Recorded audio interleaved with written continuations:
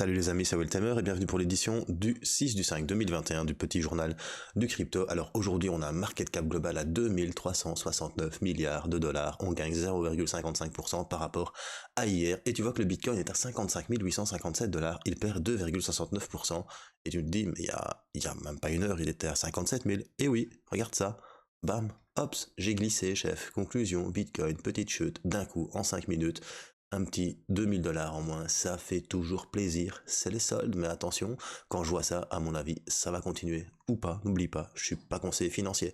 Après ça, on voit que Ethereum gagne quand même 1,14%, il est à 3459 dollars. Du coup, t'as toutes les cryptos qui étaient en train de monter, qui sont peut-être en train de rechuter. T'as le Binance Coin qui perd 2,52% à 629 dollars. T'as le petit Ripple de Jean-Pierre Riffard, 1,65% à 1,60. Il y a le Dogecoin. Le Dogecoin perd de l'argent. Qu'est-ce qui se passe? Elon Musk n'a pas fait de tweet aujourd'hui? Mais que se passe-t-il? 0,57 pour le Dogecoin, il perd 7,49%. Mais où va le monde? Après, t'as le Tether, il gagne 0,01%, c'est normal. Quand le Bitcoin chute, les gens se réfugient, les bots se réfugient dans le Tether, mais il est toujours à 1$, c'est comme ça. Et t'as le petit Cardano, la petite Ada Wong de mon cœur, qui aujourd'hui t'a fait un nouvel all-time high, baby. 9,79% à 1,56, et son top aujourd'hui, ça a été 1,69. C'est juste top. Après ça, t'as le petit Polkadot de Magic War qui te fait un petit 6,37% derrière les fagots à 41,15, je suppose que t'es content bro. Et t'as le Bitcoin Cash de Roger Ver qui te fait 8,45% à 1443,79 dollars. On se croirait en 2017. Après, t'as le Litecoin, n'oublie pas, si l'or est au Bitcoin, l'argent est au Litecoin. Mais comme je t'ai dit, regarde bien, compare 6,57% parce que le Bitcoin chute à 331,21 dollars et je vois que Ethereum classique te fait un petit 61,59% et un 384% en 7 jours. Pourquoi? Grayscale en a acheté, personne n'en a parlé. Conclusion, ça continue de pumper. Après ça, quand tu vois que Ethereum classique avant faisait partie du top 10, est-ce que nous allons récupérer un top 10 version 2017? On verra ça dans quelques semaines. Mais voilà, hier je t'annonçais un petit retour de la halte saison. Quand je vois des digits à 61% en une journée, je me dis, je me suis peut-être pas trompé sur ce coup-là. Comme quoi, je suis pas si con que ça. Allez, on va regarder le top gagneur du jour. On a bien évidemment le Bitcoin Diamond, le genre de Bitcoin qui ne sert à rien. Mais bon, voilà, il n'a que il n'a que le nom de Bitcoin. Pour le reste, bon, 110,33%, qu'est-ce que tu veux? Il s'appelle Bitcoin, t'as tous les noobs qui achètent ça parce que c'est pas cher, ils pensent que c'est du Bitcoin. Mais non, c'est du Bitcoin Diamond, genre de truc qui ne sert à rien. T'as l'Ethereum classique, bien évidemment, qui te fait 62,21%. Et t'as le Quantum. Quantum, c'est un truc de fou. C'est plein de PC en réseau qui font un PC encore plus puissant, décentralisé. Il fait 31,95% à 21,42. C'est juste magnifique. Regarde-moi ça aussi, le petit EOS qui te fait un 31,24% à 11,03 dollars. Ça fait un bail que je n'ai pas vu à ce prix-là. T'as le Ontology aussi qui te fait 14,88%. Voilà, quand t'as le Neo qui te fait 10,65. Tezos qui est quand même arrivé aux 8 dollars. Truc de dingue. Donc voilà, I see green today on my portfolio. I'm so happy. Cryptocurrency. Conclusion, si t'es nouveau sur la chaîne, n'hésite pas à t'abonner et d'actionner la petite cloche de notification pour ne rater aucun petit journal des cryptos. Allez, c'est parti. Générique.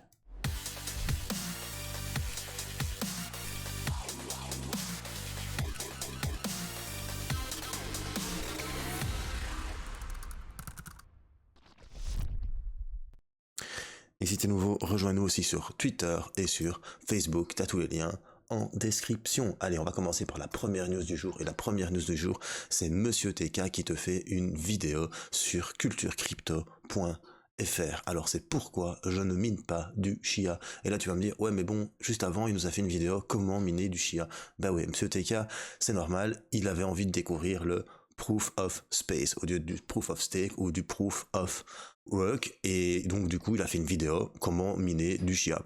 Et il a testé et il s'est rendu compte que il fallait un investissement important, qu'il n'y avait pas de pool de minage, que le prix du Chia était manipulé et gonflé et qu'il y avait un désintérêt pour le proof of stake et que ça fait une usure du matériel relativement forte. Je t'invite vraiment à regarder sa vidéo, elle est vraiment super intéressante si tu t'es intéressé un petit peu au Chia dernièrement. C'est une crypto-monnaie que beaucoup de personnes ont parlé. Ça me fait penser un petit peu au SafeMoon. Au début, tu penses que c'est beau et après, tu fais caca ou tu te chias dessus. Bon, allez, je déconne. Après ça, on va parler du Dogecoin, hein, obligé. Il faut bien que je parle du Dogecoin au moins une fois sur la journée. Si j'en parle pas, ça va pas aller. Eh bien voilà, le Dogecoin est disponible sur blockchain.com. Ouais, sur blockchain.com. Alors blockchain.com, pour moi, c'est la référence. C'est la référence des sites par rapport à la blockchain. Tu veux voir le taux de hachage, tu vas sur blockchain.com. Tu veux voir le taux... tu veux voir toutes les métriques sur le Bitcoin, c'est sur blockchain.com que ça se passe, et tu peux acheter des crypto-monnaies aussi sur blockchain.com. Et voir que blockchain.com cède à la furie Dogecoin et à la hype Dogecoin, ça fait un petit peu mal au petit cœur de Will Tamer, mais bon voilà, c'est comme ça. Conclusion, à mon avis, on va le voir pendant un petit temps dans le top 10, le Dogecoin.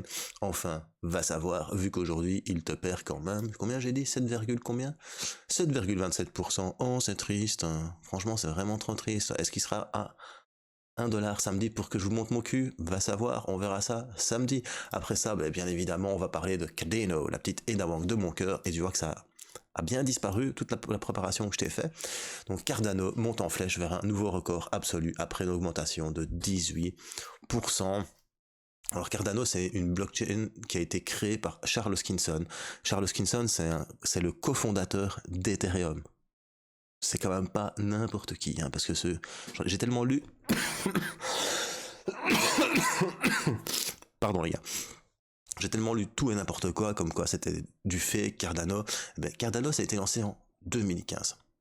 C'est une blockchain publique open source. Et c'est clair qu'il lui a fallu du temps pour se lancer et pour se développer. Mais ce qui est important à savoir, c'est que Cardano, c'est 81 professeurs et scientifiques qui ont bûché sur un nouveau système de blockchain pour que ce soit entièrement décentralisé, rapide et pas cher. Ils ont pris le temps. Chaque publication a été mûrement pensée, mûrement réfléchie et mûrement appliquée. Conclusion, forcément, ça a pris beaucoup plus de temps que d'autres blockchains qui, eux, sont passés par de la centralisation pour passer après sur de la décentralisation. Cardano, il est très actif en Afrique. D'ailleurs, si tu te souviens et que si tu as regardé les derniers petits journaux de crypto, je t'ai parlé que Cardano avait signé un accord avec le ministère de l'Éducation en Éthiopie pour créer une identification basée sur la blockchain. Il y avait aussi en Tanzanie pour fournir aux habitants un accès aux services sociaux, numériques et financiers via le réseau Cardano. Et alors, la crypto-monnaie Cardano, dernièrement, elle a été aussi adoptée par Coinbase Pro. Il y a aussi Simplex qui a permis son achat direct par carte de crédit.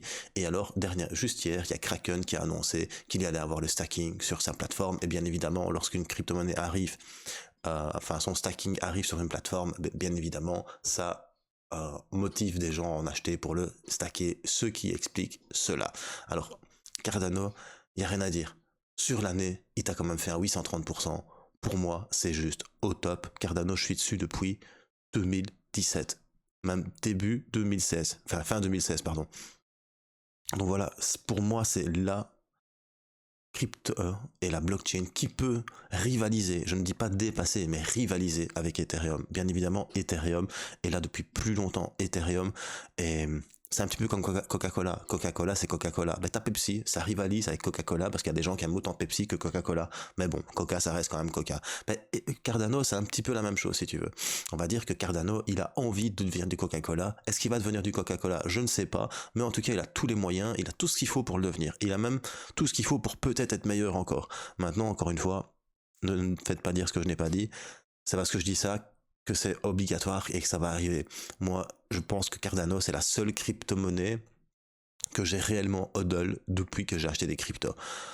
Maintenant, voilà, dès que j'ai vu l'équipe, que j'ai analysé, que j'ai été voir les LinkedIn, que j'ai regardé un petit peu les publications, que je me suis vraiment intéressé à Ouroboros, au système de blockchain de 3 couches, je me suis dit, il n'y a rien à dire. C'est une tuerie. Maintenant, ce qui est compliqué, c'est que Ethereum, bien évidemment, à la primeur. Et comme il y a la primeur, pour l'instant, c'est Ethereum qui est devant. Mais pensez un peu à Yahoo, pensez un peu à MySpace. Tu utilises encore Yahoo? Non. Tu utilises Google. Tu utilises encore MySpace? Non. Tu utilises Facebook. Est-ce que tu utiliseras encore Ethereum dans 10 ans? Peut-être pas. Peut-être que tu utiliseras Cardano, ou peut-être tu utiliseras Solana, ou peut-être tu utiliseras une autre crypto, ou peut-être tu utiliseras aucune blockchain parce qu'il y a une nouvelle technologie qui sera arrivée. Mais en tout cas, elle a toutes les clés en main pour réussir à être au moins aussi bonne que Ethereum, si pas meilleur, point de vue transaction, frais et scalabilité. Alors après ça, on apprend que la Réserve fédérale Banque de l'Ohio affirme que la DeFi a déclenché une nouvelle vague d'innovation et que ça pourrait créer une infrastructure financière plus transparente à l'avenir. Mais c'est vraiment ça la base de la DeFi, c'est la Decentralized Finance, la finance décentralisée. Et pourquoi ça peut donner une infrastructure plus transparente? Mais comme c'est décentralisé, il n'y a personne qui va pouvoir modifier et manipuler les cours, manipuler les contrats. Et du coup, ça sera quelque chose qui est sur blockchain, donc complètement transparent. C'est ce qu'on est en train de tester avec toutes les plateformes DeFi pour le moment. Tu peux aller voir toutes les transactions dans la blockchain, tu peux tout surveiller, alors qu'à la finance, c'est galère. À la finance, il y a toujours le côté obscur de la force qui représente 90%, et 10% que toi, petit pion de l'humanité, tu entreaperçois et tu penses savoir quelque chose, mais en fait tu sais rien, et les seules personnes qui savent, ils sont dedans, et encore, même eux des fois je me demande s'ils savent. Donc voilà, en tout cas c'est une belle annonce d'une banque fédérale qui annonce que la DeFi est un déclencheur d'innovation pour une meilleure transparence, et ça franchement c'est ce qu'on attend de la blockchain. Alors dernière news, et ça c'est pas des moindres, c'est Goldman Sachs qui lance un nouveau dérivé Bitcoin. Maintenant, ça me plaît pas, j'avoue. Pourquoi? Parce que c'est un dérivé Bitcoin qui n'est pas adossé au Bitcoin et qui est non livrable. Et là, tu me fais, qu'est-ce que ça veut dire que c'est pas adossé au Bitcoin et que c'est non livrable? Mais c'est pas compliqué. Alors, tu as les contrats à terme livrables. Et ces contrats à terme livrables, déjà, contrats à terme, ils sont adossés au réel Bitcoin. Du coup, la société qui émet ces contrats doit posséder les Bitcoins. Ok? Et livrable en Bitcoin, c'est comme BAKKT par exemple. Lorsque tu vends tes contrats à terme, tu es payé en Bitcoin, tu n'es pas payé en dollars. C'est ça, livrable. Ici, Goldman Sachs s'est dit, moi, je m'en bats les steaks, j'ai pas envie de suivre le prix du Bitcoin, je vais suivre le prix des contrats à terme du Bitcoin proposé par CME. Donc c'est de la banque qui fait connivence avec un groupe qui lance Chicago Mercantile Exchange. Je sais pas, ça m'excite pas trop parce que tu sais bien quand il y a ce genre de choses qui arrivent, ça me fait penser à 2008 avec la crise de subprime. Ils vont commencer à créer des produits financiers sur des produits financiers qui sont créés sur des produits financiers, et au final ça va emmêler les pinceaux à tout le monde, et eux vont se faire un maximum de pognon pendant que toi tu penses de faire de l'argent et qu'au final t'es en train de te faire sodome par ta propre banque.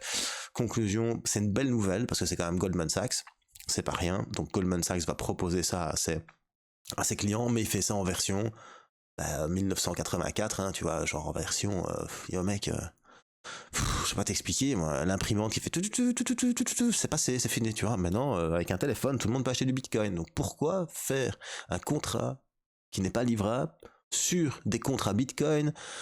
Enfin voilà, c'est encore un mishmack à la banque, et à mon avis c'est encore une certaine façon pour réussir à se faire des frais entre tout ça, tu vois. Donc ils vont créer des contrats, donc tu auras certainement des frais de création de contrat et de suivi de contrat, et batati et patata. C'est un petit peu comme quand tu es à la banque, que tous les mois tu reçois un petit extrait de compte où il est noté moins autant pour les frais, et tu fais ouais mais les frais de quoi? Je fais mes virements moi-même, parce que je fais ça avec mon application, donc tu payes personne pour le faire.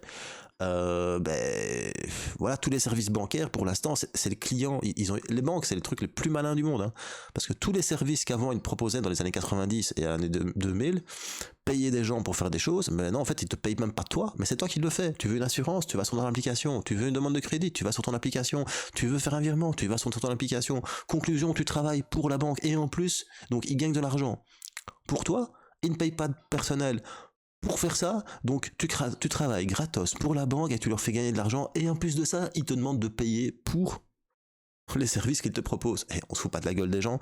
Voilà à quoi ça me fait penser un petit peu ce truc de Goldman Sachs. Je sais pas ce que vous en dites, dites-moi ça. Pardon. En commentaire. Allez, c'est tout pour les petites news, on va passer sur j'ai glissé chef, et ouais, et ça continue de glisser. À mon avis, la savonnette, elle était vraiment glissante, parce que là, il a marché dessus, il a glissé, il a voulu se redresser, mais il continue de glisser. Conclusion, ça pue du slip. Et là, je suis en 5 minutes, donc on va aller voir sur le H1 ce qui se passe sur le Bitcoin. Ouais, et ben voilà. Sur le Bitcoin, on a cassé la 100, on a cassé la 50 et la 200 sur du H1. Conclusion, ça pue. Sans vouloir être méchant, on va quand même aller voir le H4. Le H4, pareil. Je t'ai dit que ça faisait quelques temps qu'on était en train de surfer sur la moyenne mobile 200, ici, tu vois, et ça a planté. On n'a pas réussi à imprimer Je sais pourquoi tout de suite, c'est pas compliqué. On n'a pas réussi à imprimer un haut plus haut que le précédent. Regarde, celui-ci, ça c'est un haut qui est plus bas que celui-là. C'est léger, hein, mais ça t'explique tout de suite ce qui est en train de se passer. Pas besoin d'aller plus loin. En plus, tu vois que le RSI, bah, il n'arrive pas, pardon. Donc, tu vois que le RSI, bah, le RSI est nulle part, il n'arrive pas à passer cet oblique. Voilà. Et là, on a défoncé la 200, on a défoncé la 50, et on va aller chercher la 100. Et si on va chercher la 100 et qu'on la casse, bah, j'espère qu'on va rebondir encore une nouvelle fois sur ce fameux support du canal haussier long terme. J'espère vraiment, parce que si on vient casser ça, ben, cette direction le dernier plus bas, c'est ici à 46 000 $, tout simplement. Maintenant, n'oublie pas, moi, je suis juste un gars comme toi qui kiffe grave la crypto. Je suis pas analyste technique, je suis pas conseiller financier, je te dis pas quoi faire avec ton argent. Mais quand je vois tout ce rouge pour l'instant, moi, je dis, j'espère que t'as mis des stop loss. Moi, j'en ai mis sur certains ordres. Maintenant, sur ce que j'attelle, bien évidemment, il y en a pas.